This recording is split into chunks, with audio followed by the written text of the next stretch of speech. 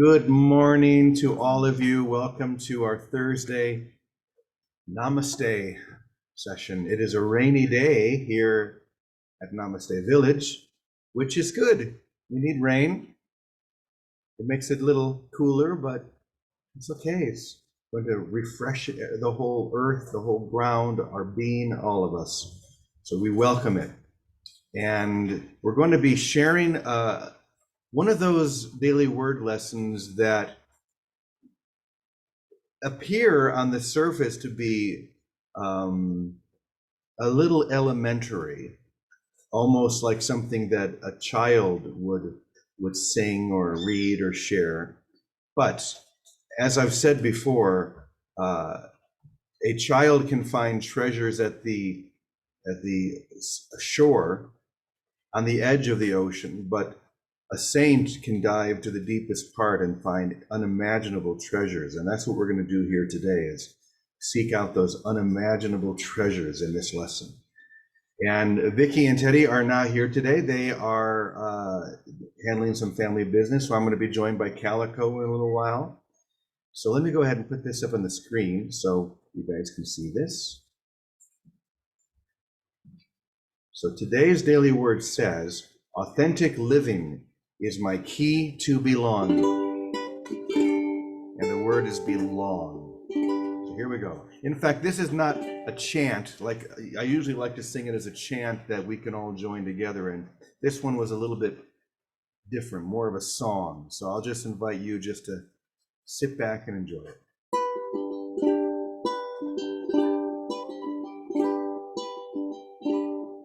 Authentic living, my key to belonging.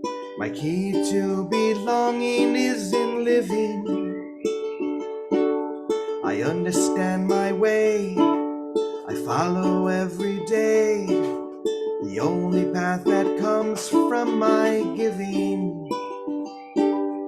Authentic living is what I've been longing, what I've been longing to receive.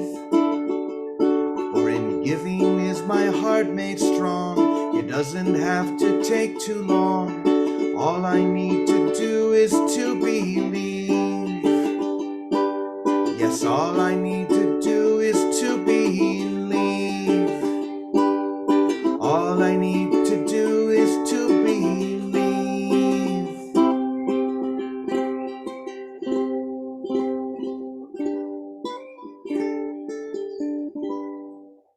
There it is. Just a short little ditty to get us heading in the right direction. So let me share the daily word. Authentic living is my key to belonging. Among the billions of people on this planet, there is only one me. There is not another soul on earth who can make the unique contributions I am here to make. The most wonderful paradox is that the more I choose authenticity, the truer I am being myself. The more I choose authenticity, the truer I am being to myself. The more easily I find myself with people and in situations that show me how much I truly belong. Embracing and celebrating all that sets me apart. I can't read today. Let me start that again. Embracing and celebrating all that sets me apart helps me to see how each of us is here to do what no other can. Each one of us is a part of the full spectrum of creation, and we all belong. Even as I celebrate differences, I look beyond them to see the divinity that joins us as members of one family to which we all belong. And from the letters of Paul to the Romans, so we, who are many, are one body in Christ, and individually we are members one of another. Let me sing this song one more time. Authentic living, The key to belonging, my key to belonging is in living. I understand my way, I follow every day the only path that comes from my giving. Authentic living is what I've been longing, what I've been longing to receive. For in giving is my heart made strong. It doesn't have to take too long. All I need to do is to believe. Yes, all I need to do is to believe. All I need to do is to believe.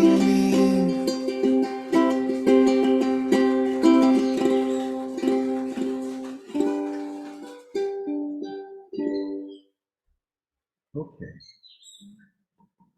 So, I think this lesson brings up a couple of questions. First of all, what does it really mean when we say authentic living? How do we live authentically? And the second is, to whom do we belong then? If it's the key to, my key to belonging, who is it that we're belonging to when we live authentically? So let's begin with the first part. To me, authentic living is much deeper than realizing that I'm unique, realizing that no one can contribute the gifts that I alone can contribute. That's a beautiful beginning step, but we want to go deeper with it here. Authentic living is living from the essence of my soul, living from the truth of who I am, being the source of that for others. Ultimately, it has nothing to do with anything in the world, though it may express itself in the world. When I live authentically, I'm going to show up in a way that inspires that same authentic living in others. When I'm living from my soul, when I'm living from my I am presence or my Christ consciousness or whatever you want to call that. Of course, the real question is, how do we do that? We can just say the words, but the words mean very little. And we find ourselves always stretching toward this, longing for that, feeling that call to be authentic, to be whole. Maybe that's another part of it, to express our whole self rather than our split self. We know that in this level of ego consciousness in the physical world, we are usually choosing to live from our split reality, the identification of myself as separate from you or separate from everything else. And how do I then survive? How does that separate split entity survive? How do I protect myself? But there's something so much deeper, because when we come into touch with our authentic self, the truth of who we are, the survival of my body, my personality becomes less and less important. Have you ever found that to be true? When I'm living authentically, I'm not so focused on the fear that keeps me focused on surviving. I'm able to expand in love, and it's the love and the joining that becomes my authentic living. The expansion into that rather than the fear. Fear makes us move inward. Love makes us move out to share, to bless. So authentic living is that living from the reality of who I am and expressing that, being on fire with that. And as we know, when we're around someone who is on fire or living fully authentically, we want to be around them, because we know that it's touching something within us, something that is real, whole, and authentic within us. So then we move into the second part of the question: to whom do we belong? This lesson today, authentic living is my key to belonging. So I would say that belonging in a community like this, whether we're here at Namaste Village or whether we're watching this online or any other church or group or anything that we belong to, it's like we're magnets being pulled together by our intentions. But it's not so much the joining physically, even though it's beautiful to do that here, but just to share a single intention of awakening. See, so often we get caught in how do we use this to make the world a better place? Or how do we use this information to improve my life? And what I'm saying is that your life will improve on its own when you live from that whole authentic self, the I am presence within you, and you'll find that you belong everywhere. It's not about just belonging to a special group, in other words. You'll be able to go anywhere and everywhere and know that you are in that place of belonging to the essential life, the authentic life of everyone, whether they know it or not, or whether they feel it or not. But then you become the source of that same light for others. They feel the heat of that fire, as we so often say, and then they realize something about themselves. They begin to touch their own authentic self, and we begin to belong not together as a group, but we belong to the beloved, to the divine, to God, however you want to express that. So there's a part of me today that's wondering if I'm making any sense at all. I'm getting the thumbs up. Okay. But because this is hard to talk about, because the words fail immediately. I feel the words coming out of my mouth and just sinking. But I also feel something else beginning to vibrate and lift at the same time. And that's the experience. We come together sometimes and we try and explain, well, what is the daily word today? Or what does A Course in Miracles say today? Or whatever it may be. And we try and use the concepts of separation to explain that which could never be explained in that regard.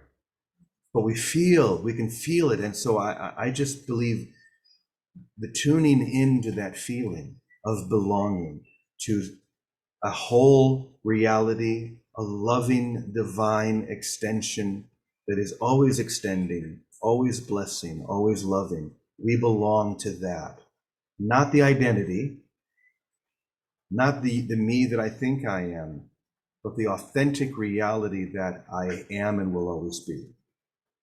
So I'm going to see if Calico can make more sense of this than I can. So you want to come this way? Yeah.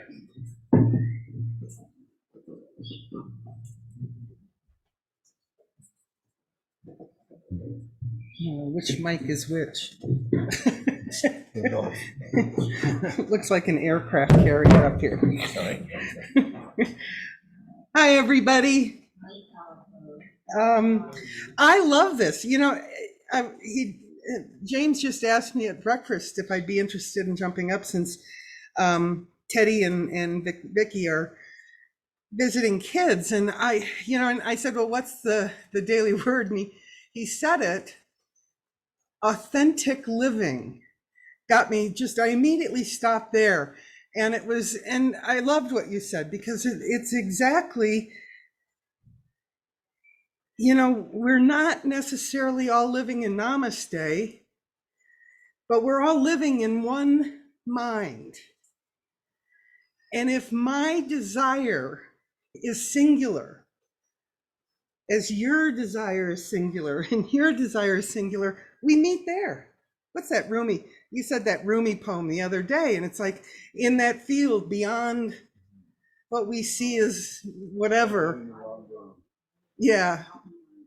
Right out beyond right or wrong is a field. I'll meet you there. And that's what this is saying. And authentic living is really, we all have different scripts. Oh my God. If you can dream it up, there's a script for it. But that's not what we're working on. It has nothing to do with the horizontal. It's not about making a better world. And it could be. But that's not my singular desire to make a better world. My singular desire is to be the peace of God, to just experience the peace of God. And there was, I work with people that think they're sick. And one of the things I start out with anyone that feels like they're having physical stuff they want healed, that's usually the way I hear it. And I start with ignore the body. Stop thinking of the body. But think of where your mind goes to make things wrong or right, good or bad. That's how we split away from the single desire of the peace of God. Because as soon as, example, my life doesn't work because I don't have a good running car. So then you just split off from the peace of God, and now you're focused on, okay, where can I get a car? How can I finance it? And there are all these thoughts that go along with it. Whereas if you stay with the peace of God, you'll either get a new car or you won't, but it doesn't matter.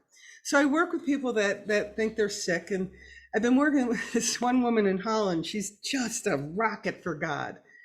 And she's been dealing with cancer for about 10 years. She heard me speak, and we had very similar stories. And she said, man, I have to do something here. And so she calls me periodically.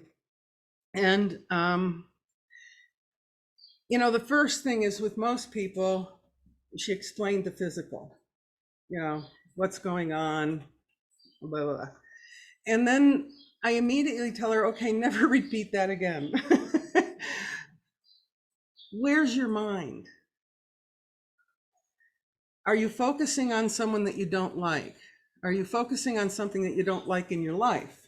Are you focusing on something that you really, really like and are afraid to lose in your life? I mean, this is the way my mind works, but I'm finding that the mind kind of works the same with all of us. It's just when I was born, I hooked into certain radio waves because my parents were full of fear. And so what they turned me on to the fearful channels, so I'm like, oh, be careful. Don't trust. Oh, don't go there. Stop that. Good there. And, it was like good, bad, up, down, right, wrong. And that's the way I thought. And so quieting that down with A Course in Miracles, just kind of like quieting it down, I saw all these conversations going on, and I thought, that's not helpful.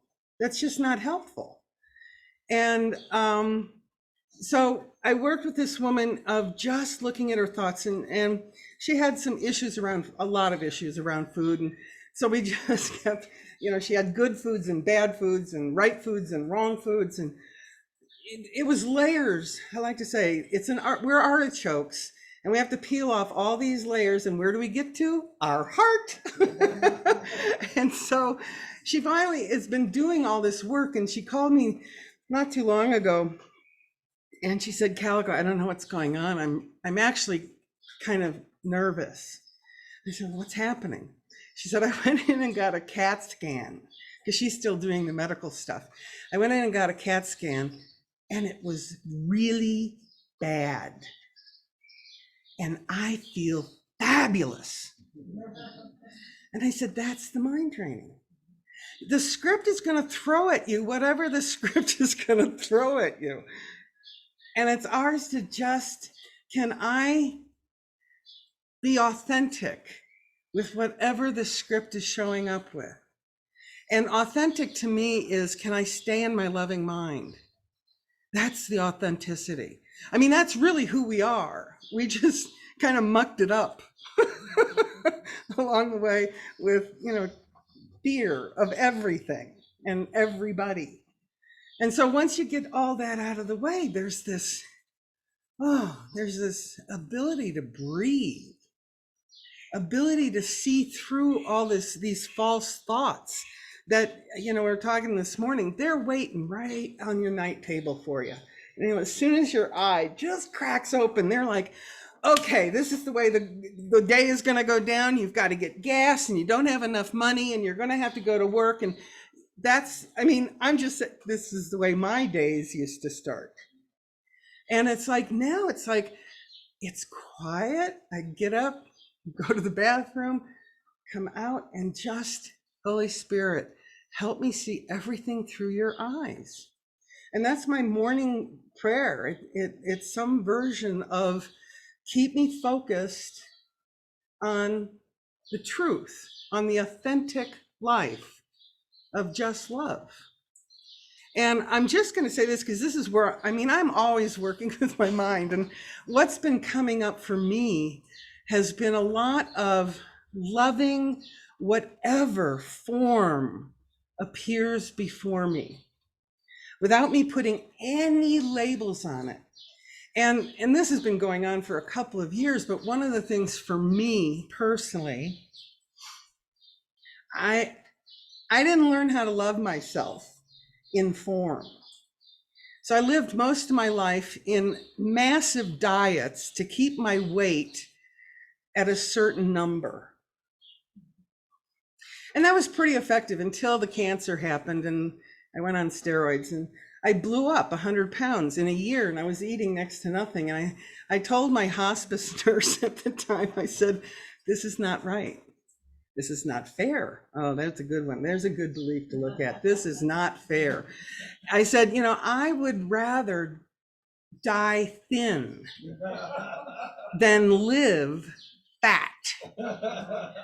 And that's been kind of in the past 10 years, it's been a process of coming to learn to love this particular form. It is what it is, and it's not what it's not. It just is. It's a vehicle for me to express my love. And for whatever reason, and I'm not going into it, but I so clearly set this up with birth that I wanted to truly experience life in a larger form.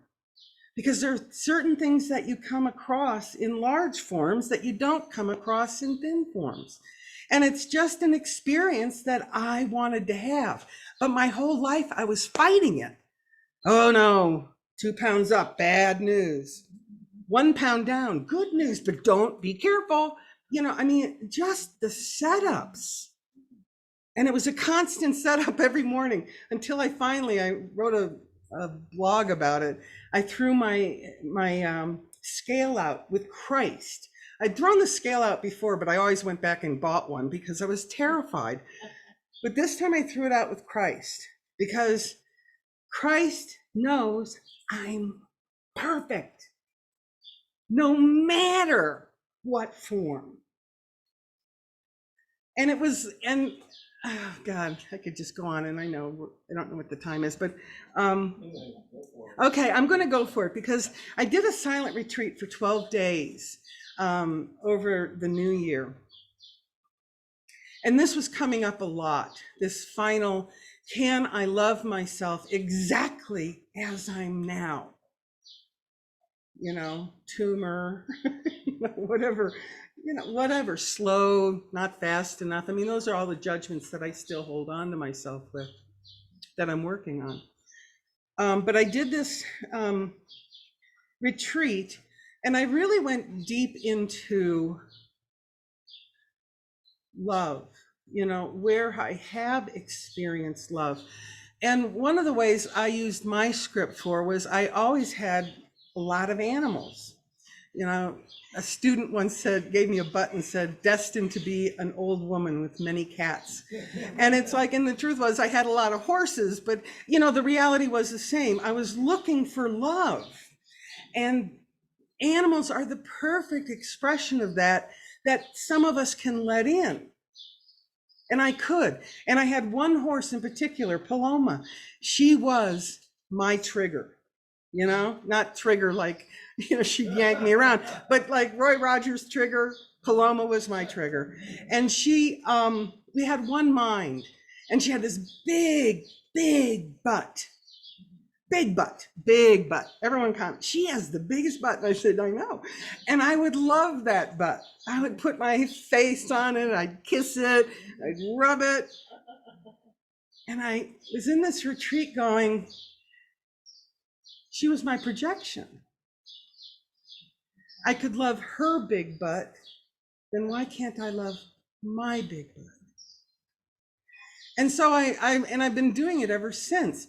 whenever I even have the slightest inkling that I'm going to go into make wrong of form in any way, whether it's, oh, my stools are a little runny this morning, or I've got some cramps or whatever, I immediately go into, no, I'm the love that was reflected to me in Paloma. I am that beautiful big butt. And I love that butt. I mean, I swear to God, I could just stand there smelling her rump. And we were so joined in love. But I didn't, at the time, I hadn't been working enough with projections. I didn't see that was my projection. That was for me to learn from. It's the only reason I had her. It's the only reason I had any animal was I couldn't love this, but they could. And there was my lesson. And that's the authentic life, is to allow myself to let that love in for this concept called calico. And it's to join with others, and to belonging. It's like, to join with others that are really going for it. And that's what I love about this community. People are going for it. I mean, Bethel, every time I see you, my mind just kind of goes, because I know what you're moving through and how you're really sticking with it. It's like riding a mechanical bull at some point. You want to just let it go because it seems too hard. And all I can say is just buckle up and trust. This process has a plan. And all I need to hold is my single desire for the peace of God. Because if I have the peace of God, I can get a horrible CAT scan. And I can actually even get concerned about it because I feel so fabulous. And that's the mind training. I mean, that's really what Jesus is talking about. That's what the authentic living is all about. Jesus wants us all to live our authentic life. We are love muffins. We just forgot periodically. And then it's far easier to project out there, oh, you're wrong, you're right. Oh, you're so wrong, I'm not even going to come close to you. And it's kind of like, that's the way this game is played. And Jesus, he was here a long time ago to show us this. And then we had a lot of disciples that didn't quite get the message and built churches, and it kind of got out of hand again.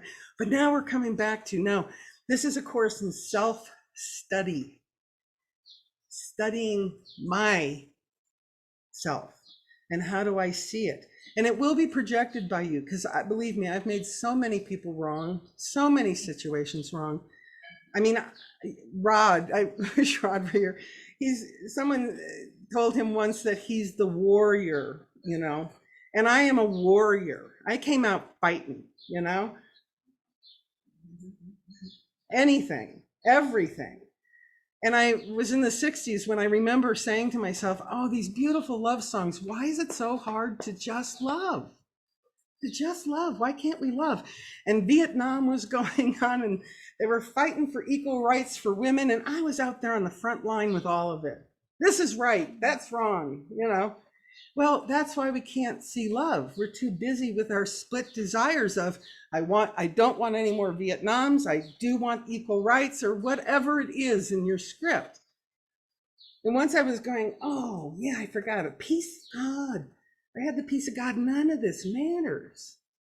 Not that I wouldn't feed a hungry person if they're in front of me, but I'm not going to go seeking that out at this point, because everything's brought to me. I mean, and once this is taken on, this single desire, I mean, hang on, it gets real interesting, because stuff comes to you and you go, ooh, wow, interesting. And it's just for me to deal with. I always thought being awakened would be somewhat boring. It is anything but boring. Anything but boring. In fact, if I'm more excited about my life than I've ever been before, because I didn't think this was possible. I didn't think living in a peaceful, loving mindset was even possible for me. That's how much I was just fighting everything.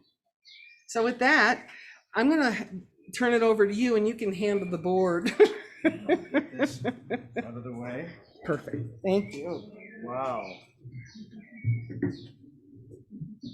I am really glad I called on you. That was awesome. Thank you, Calico. By the way, I don't know how many of you are Queen fans, but as you were speaking the song, Fat Bottom Girls Make the Rockin' World Go Round, kept going through my mind. Wow, thank you. That just was. That, I don't know what to say. There are no words. It just was. It was authentic. That was revealing in such a beautiful, authentic way. All of it. So I'm so grateful for you. Thank you. And I hope you all felt that as well.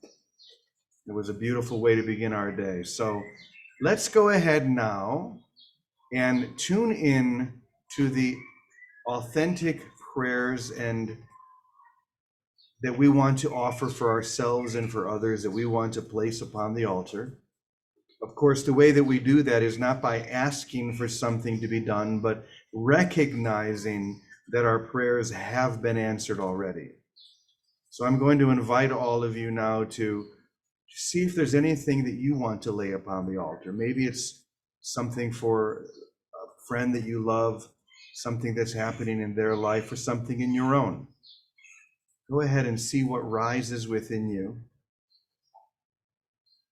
I think this is a big part of this authentic joining, is that we can support one another in all of these petitions and knowing that we have already been healed. I love what you shared about how you get the CAT scan and it's not so good, but there's still that joy that rises within us. And we like to call that no matter what, this is who I am. This is the truth. This is reality. Nothing out here can affect that.